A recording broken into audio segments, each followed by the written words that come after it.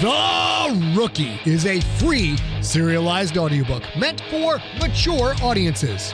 Written and performed by #1 New York Times bestselling novelist Scott Sigler. For links to order a young adult version of this book without all the cussing in print, ebook, or audiobook, visit scottsigler.com/therookie, one word. This podcast contains mature situations, adult language, and lots of violence. Listener discretion is advised. Hello, junkies. How the hell are you today? Hope you're good. We're already 5 episodes into The Rookie. Crazy how fast this stuff goes, isn't it? I have started the second draft of Shakedown, book 1 of The Crypt. Big John Vizcarra has gone over the continuity of draft 1. I'm working his notes in right now. He has a tough job. He has to go through a first draft and really be kind of first on the scene to look for the things I screwed up or things that are illogical or not consistent. And in this one, he said in one chapter, I named the same character in one chapter 4 completely different names. Not sure how I did that. Who knows what was going through my noggin at the time. But Big John is on the case. I'll hopefully tear through the second draft of Shakedown and then get that off to the publisher. And I'll have more information for you about when it might come out after I get that done. Back to The Rookie. Let's get you caught up on the story. And then we're all going to go pound a pan-galactic gargle blaster.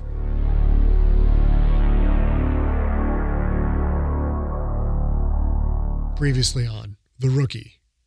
Quentin's ordeal at the Combine is about to get real weird. But if he passes his last test, he's on his way to Ionath. And if he passes, he gets to meet the team owner, notorious gangster Gredok the Splithead.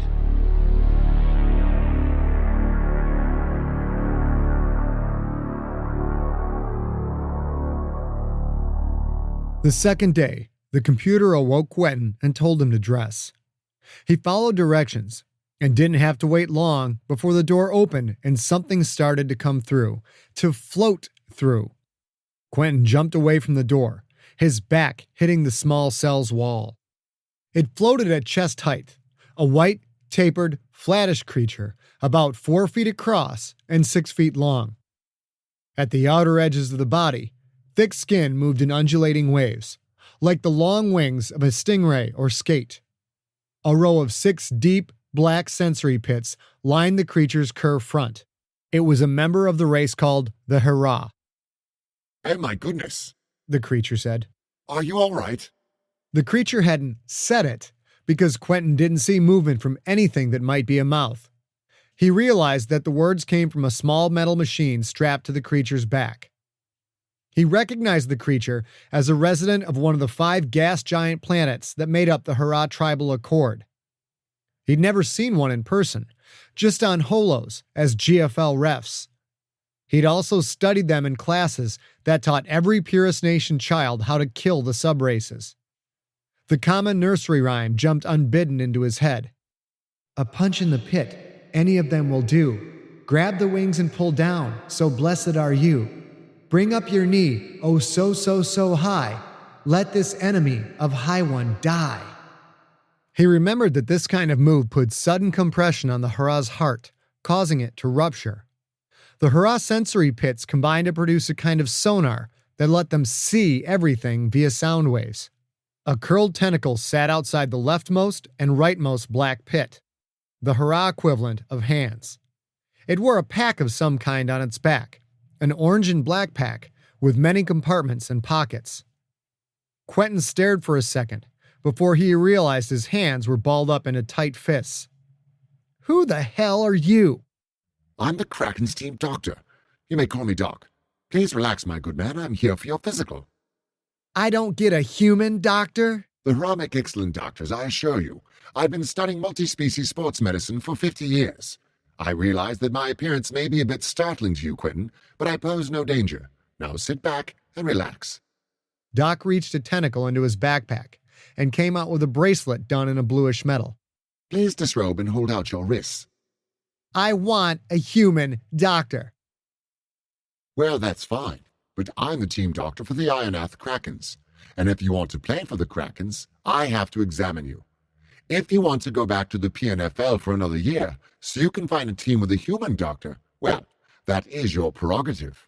Quentin gritted his teeth. He wasn't waiting another year. He stripped out of his bodysuit and held out his hand. Doc's tentacles shot to the long scar on Quentin's right arm. He managed, somehow, not to flinch as the alien examined the old wound. My goodness, how did this happen? Yeah, grinder accident when I was a kid, working in the mines. Almost lost my arm. But that scar, did they use stitches with a needle and thread? It's a pretty bad injury. I think they did a great job. They grafted the bone together, repaired the muscle connections, and stitched the whole thing up. Stitches and bone grafts. Sheer barbarism. Doc fastened the bracelet around his wrist. This device will check all of your vital signs. I already have a great deal of physical information on you from yesterday's test, so this is somewhat of a formality. Now I'm going to check your joints. Machines can't always find what can be found by touch. Quentin's lip curled involuntarily at the thought of that thing touching him. But he'd have to get used to aliens, and he might as well start now. Doc's tentacles gripped his arm. They were warm and soft, not cold and clammy, as he'd expected. Doc bent his arm at the elbow, then straightened it, pushing against the joint. Does it hurt when I do this? Nothing hurts the kid, baby. The PNFL doesn't give out medical records. What sports-related injuries have you sustained? None. Well, there's no use in lying, my good man. I'm going to find any injuries that you've had.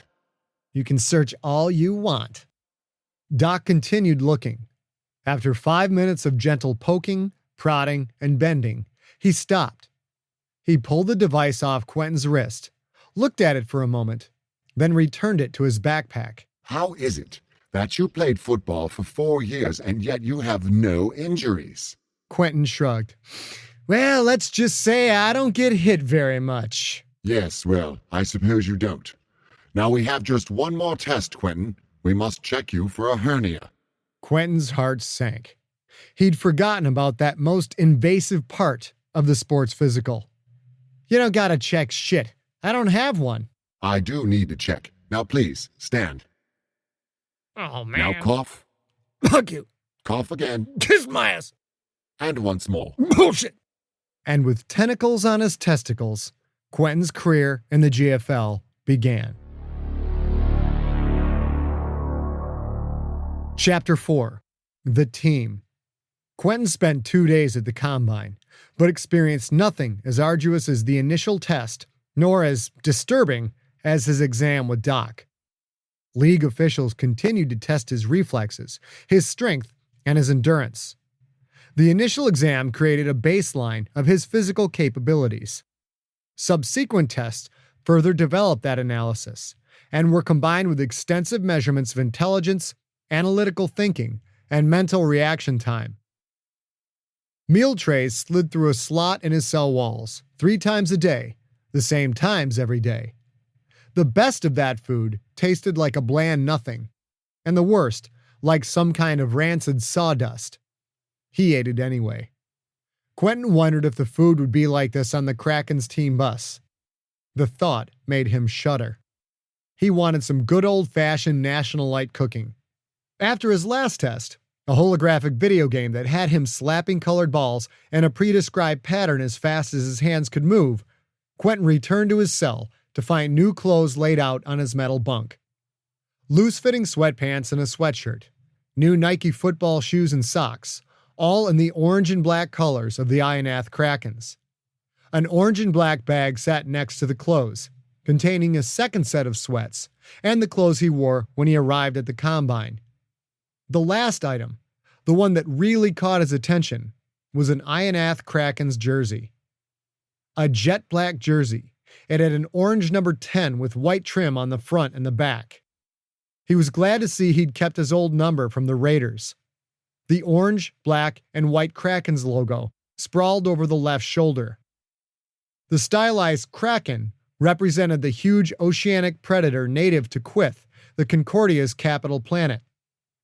As long as 200 feet, with a 20-foot wide tail and 10 tentacles that ended in sharp, jagged hooks, the Kraken was a vicious hunter. Quentin thought it a fitting nickname for a football team, much better than, we'll say, the scientific-based names of the League of Planet teams, like the Wilson 6 Physicists or the Baker 6 Explorers. This is it. I'm on my way. I'll be on every holotank in the whole damn galaxy. My parents are gonna find me for sure. A buzz sounded from the speakers, followed by the computer voice. Attention prospects. Garb yourselves in the clothes provided, and when your door opens, carry your bag and take one step outside. You will be guided to your team representative and taken to training camp. Quentin quickly removed the sweat-stained yellow bodysuit and stepped onto the mesh circle. A nearly invisible cloud of tiny machines flew up from the mesh like a hazy fog. He moved slowly, raising his arms, lifting his feet, adjusting his balls, letting the nanites reach his every nook and cranny. The tiny, tingling machines scoured his skin, gobbling up every piece of dirt and dust, scrubbing away sweat and grime. While effective, the nanites did not offer the pleasure of a steaming water shower. In less than a minute, the cloud disappeared, fading back into the metal mesh. Quentin couldn't contain his excitement as he put on his new team clothes. Tier 2 or not, he felt a surge of pride as he slipped on the orange and black. This was his team now, the team that he would lead to victory. The door to his cell hissed open. Quentin hurriedly pulled the sweatshirt on over his jersey, grabbed the bag, and stepped outside. Up and down the hall stood smiling young men with similar clothes, but all in different colors. Alonzo in the red and blue of the Earthlings. Olaf in the gray on black stripes of the Clipthic Parasites. A player in the cherry red dots of the Sata Air Warriors. Another in the multi-shaded purple of Orbiting Death, a team in the Quith Irradiated Conference along with the Krakens. There were far fewer players than Quentin had seen the first day. By his rough estimate, around 30% of them were gone. He wondered what fate awaited those men. Either an ignoble ride home for a trivial offense, surgery in prison for any removable mods, or possibly they had already been executed. Boss 1 fluttered through the hall. You have all passed the combine. You will now join your team representative. Be aware that other species may be joining you at this point. It is a crime under Crederakian law to use racial insults against other species. Species-based crimes such as assault result in far harsher penalties than the same crime against a member of your own species. Intolerance of other species is not allowed under Crederakian law. Boss 1 fluttered to his perch. The voice once again came over the loudspeaker. Texas Earthlings prospects, follow the blue line. A blue line glowed on the floor. Alonzo and a lanky black-skinned man, probably a quarterback, walked down the hall. Alonzo waved back. Good luck, Quentin. I hope I see you in the playoffs. Shora Chieftains prospects, follow the blue line. 3 men wearing green dots on black walked to the end of the hall. All 3 were obviously quarterbacks, and Quentin knew 2 of them would probably open their lockers in a week to find a ticket home. Only 1 would make the cut. Ionath Krakens, follow the blue line. Quentin stepped out, and for a second, he thought he was the only one in the orange and black, but another man fell in behind him. Quentin hadn't seen him during the combine, nor did he recognize the face. The man wore number 26. Quentin followed the blue line right out the door, his new teammate just behind him. 2 hallways later, an airlock hissed open, and he found himself on an empty deck of the landing bay. The deck had 4 doors, the 8-foot-high one that Quentin had just walked through, and another just like it, a narrower one 12 feet high, and one 10 feet high and 8 feet wide. The viewport showed the deck's sealed airlock connected to a 100-foot-long shuttle, an older model, but neatly trimmed out in orange and black. 5 Crederakian guards waited there, flittering about, first in the air, then hopping on the floor, then hanging from the ceiling, never staying still. I am Boss 7, said the lead Crederakian. Line up on the blue line. At his command, a blue line appeared on the deck, perpendicular to the airlock. Quentin did as he was told. He turned to his new teammate, a burly, thick-chested man with legs the size of sonic cannons. He had dark, yellowish skin and a curly beard that hung to his chest. "Quentin Barnes," Quentin said, offering his hand. "I am Yasud Murphy." The man shook Quentin's hand. Quentin finally recognized the man's face. Yasud had broken the Tier 3 rushing record in the Sklorno League and led his team to the championship of the Tier 3 tournament. "Glad to have you aboard. I saw the highlights of your performance in the finals." Yes, thank you. That was a pretty good game. I'll tell you, I cleaned up on the point spread on that one." Quentin's eyes narrowed in disbelief. "You bet on your own game?" Sure. Everyone in the Sklorno Leagues bets. What, you never bet on your own game?" "Not on your life." "Well, you should. There's money to be made if you know the odds. There's bets for everything in the GFL, man. Take me, for example. Did you know the odds of me making it through the season without serious injury are 3 to 5? "Well, that's not very good." "Not very good? Are you crazy? 3 to 5 is great for a rookie. I'm only here because the Kraken's third running back caught Finkel fever from some whore on earth. He's out for the season. That means I'm third string, so I won't see a lot of action playing behind Mitchell Fayette and Paul Pearson. But then again, you know how frequently running backs get hurt in this league. Everyone except Fayette anyway. That guy can take more hits than a battlecruiser. They don't call him the machine for nothing, you know." That's pretty cool. So, what are my odds to start this year? About even? Start? Hardly. Odds are 3 to 1 that you don't even make it through the season before they ship your ass back to the Purist Nation. Quentin felt anger instantly overtake him. "Oh, come on. That's bullshit.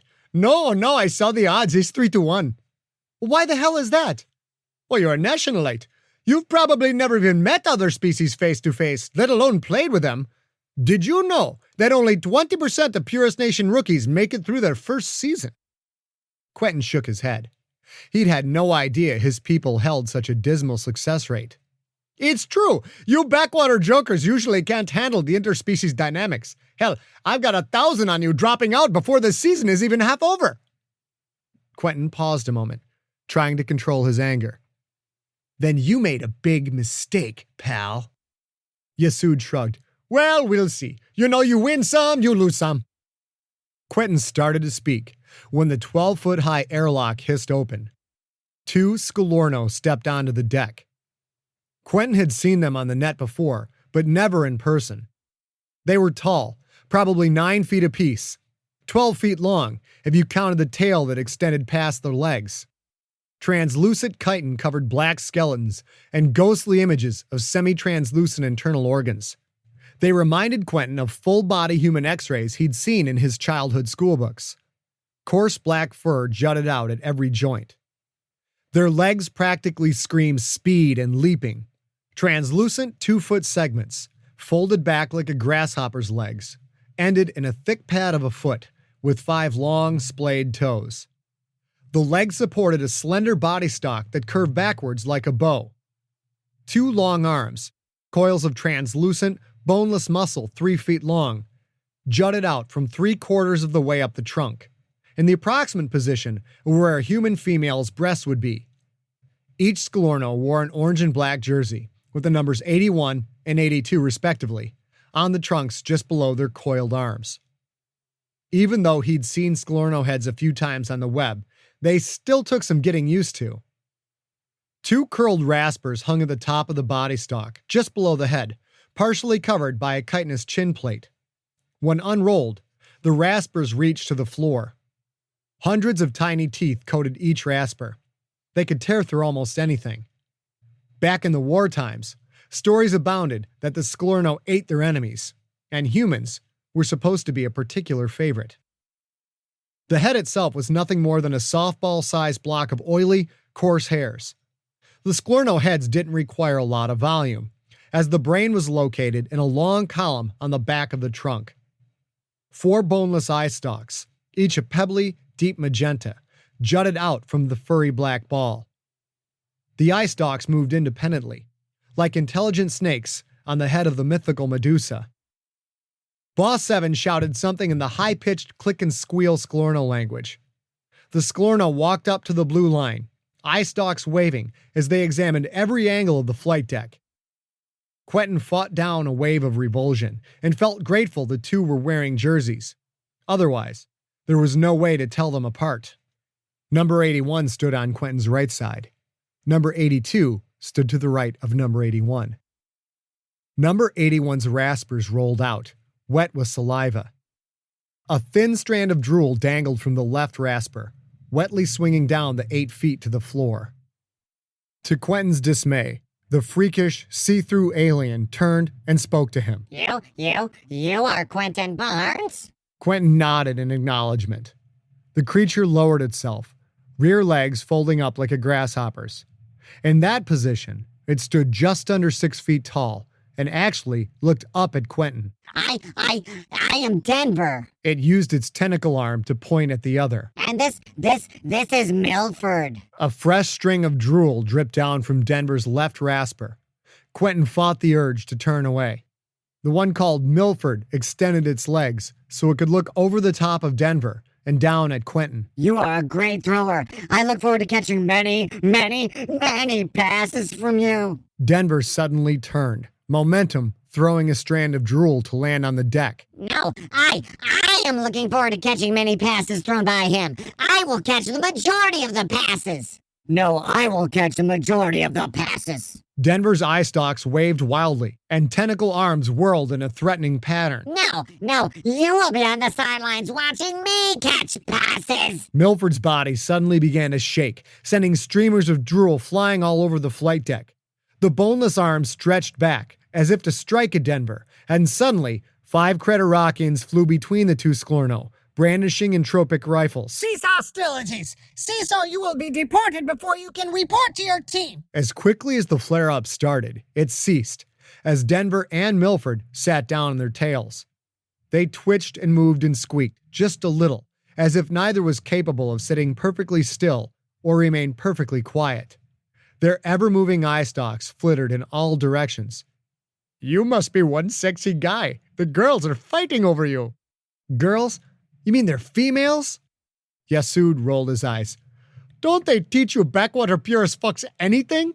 You never took a basic multi-species biology class?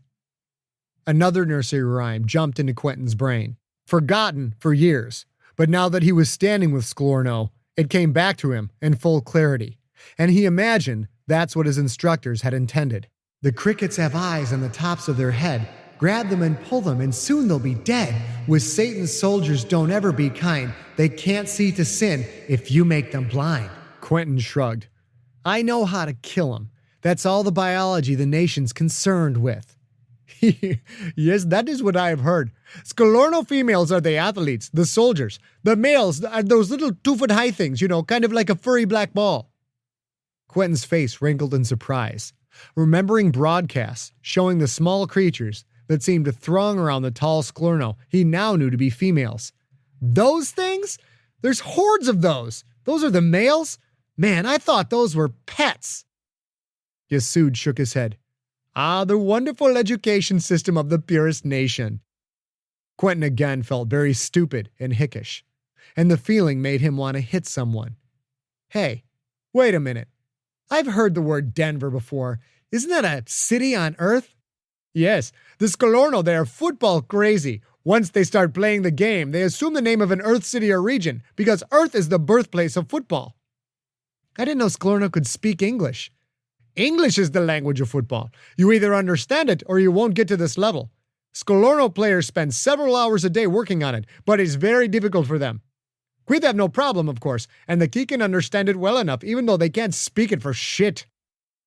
The 10-foot by 8-foot door hissed open, and a nightmare crawled out. Like the Sklorno, Quentin had only seen Key on the net. Key were often cast as bloodthirsty monsters in Purist Nation movies, or tricksters out to collect human souls. With movie-making technology that can make any imagined creature as real as a human, however, everything on the net took on a sense of fantasy. This Key looked like the movie creatures, but a holocast simply didn't do the species justice. Its 12-foot-long, tube-shaped body bent upwards in the middle, giving it a 6-foot-long horizontal piece and a 6-foot-high vertical piece. Bright orange skin covered with small dots of reddish-brown enamel covered the body.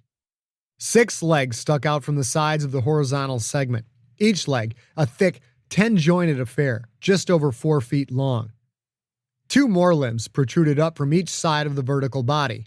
These were shorter and had only 4 joints each, but thicker, with muscle rippling under the pebbled skin. Each upper body limb ended in 4 stubby, 2-jointed fingers. 5 glossy black eye spots surrounded the vertical body's tapered point. Ki were well known for their 360-degree vision. At the very top of the tapered point was the vocal spout, a small cluster of worm-like tubes. Between the top sets of vertical arms was the thing that gave Quentin nightmares as a child, the Ki mouth. That mouth consisted of 6 short, thick, sharp black hooks in hexagonal pattern. Inside the hex was a pinkish hole lined with row after row of triangular black teeth. He'd seen many movies where the upper arms would drag human prey to the mouth. The hexagonal hooks dug into the screaming victim, pulling it tight, while the triangular teeth ripped out chunk after chunk after chunk. Bite and swallow, bite and swallow. What do I do if a Ki should attack? I get behind him with my foot in his back. I bend him hard, his back gives a crack, 'cause the high one loves me and I love him back. The Ki's orange and black 4-sleeve jersey ran from the bottom of the vertical body to just under the horrific mouth. There was just enough room for a small number 93 on the chest. Quentin shuddered as he pictured the creature tearing through an offensive line, multi-jointed arms wrapping him up and taking him down. This Ki had to weigh at least 580 pounds. The smell of rotting meat filled Quentin's nose. His face wrinkled in disgust, and he waved his hand to clear away the odor. "Oh man, what's that stench?" "You better get used to it. That's how the Ki smell." Boss 7 barked out a command. The Ki language sounded hoarse, gravelly, guttural, and Quentin didn't understand a word of it. The hulking Ki scuttled towards the blue line, its horizontal legs moving like a cross between an insect's and the oars of an old Greek warship. Yasud nudged Quentin. "That's Momo Kilowee. He played in the Skolorno Leagues. He had 26 sacks in a 12-game season, another 5 in the playoffs." "You played against him?" "Yeah, you can't imagine how hard that fucker hits. And he has no concept of the difference between practice and a game, so don't get on his bad side." Momo Kilowee stopped 4 feet from the blue line. He pointed his upper right arm straight at Quentin. The tubes of the vocal spout quivered as the nightmarish creature let out a long, barking sound. Then it reared back and started lunging forward. Quentin had already taken 2 steps back before the Credorokian guards flew in front of Momo Kilowee, their entropic rifles aimed directly at his eye spots. The Ki stopped, turned his long, tractor-like body, and got on the blue line to the right of Milford. "Well, that's too bad. It looks like you're already on his bad side." "Did you understand what he said?" Some of it, your fame precedes you. He said something to the effect that, he saw your championship game, he prayed to the Ki gods that you are on another Tier 2 team so he could cripple you." "Cripple me? Oh, sure. The Ki consider it a high point of honor to knock someone out of the game. Maiming, dismembering, and death are all acceptable methods. Now that you are on the same team and he'll see you every day in practice, he figures he'll cripple you for sure." "Oh man, this is just great." If you want to put some money down that you won't make it through training camp, I can put you in touch with my bookie." "Oh, fuck you. Hey, I'm just trying to say you might as well come out of this with some money, if only to pay your prolonged hospital bills." Quentin turned and raised his fist, but Yasud raised his hands, palms out in a defensive posture. His eyebrows rose high in mock surprise. "Hey, now take it easy. I'm just riding you. And if you throw that punch, you're on the next ship back to the Purist Nation." Quentin lowered his fist and stared straight out from the blue line. "You just keep on talking. You'll get yours soon enough." The main airlock door, the one connected to the orange and black shuttle, hissed open. A pair of furry Quith leaders scurried out, one with jet black fur that glistened under the landing light decks, the other with unkempt yellow fur mottled with irregular brown stripes. 2 dangerous-looking Quith warriors followed the leaders, one about 300 pounds, the other a good-sized .375. Their carapaces were both painted in the wild reds and oranges of Quyth commandos, and each carried a 5-foot-long stun stick. Quentin had read about Quyth warriors in history classes. They were one of the deadliest creatures in the galaxy. Fast, strong, and vicious. Selectively bred for over 1,000 years to create the ultimate fighting machine. One-on-one, they were no match for trained Pierce Nation soldiers, of course. Well, at least that's what the history book said. Standing this close to one, Quentin suddenly found himself wondering if his history books were more than a little bit colored by holy man propaganda. It surprised Quentin to see that the big warrior, the 375-pounder, wore a Kraken's jersey with the number 58 on the chest. A Creterakian dressed in a blue vest inlaid with tiny, tinkling silver bells flew out of the airlock, did a pair of 360-degree circles, then fluttered in front of Mumokiloi. The Creterakian barked something out in the key language, and the key answered. Then the Creterakian settled down on top of the bigger creature's head. Quentin leaned over to Yasud. "What the heck is that all about?" "Most key can't speak human or Quyth. Creterakians can speak all languages, so they frequently act as interpreters." "Why is it dressed like that? Is that some kind of interpreter's uniform?" You idiot. He's a civilian. A civilian? What do you mean? Like he's not in the military? "Let me guess. The holy men taught you that all Creterakians are mindless soldiers bent on exterminating the other races, yes?" Quentin's hickish feeling cranked up another notch. "Well, yeah, I guess that's about right." Yasud shook his head. "It is amazing to me that such a backwater place can even function. Creterakians are just like everybody else. They got a mostly civilian population along with the military." "I'll be. Just don't trust them. All the Creterakians that deal with Tier 2 and Tier 3 are conmen, or so I'm told." Quentin started to ask another question, but fell silent when the black-furred Quyth leader stepped forward. I am Gredok the Splithead, and you are all my property.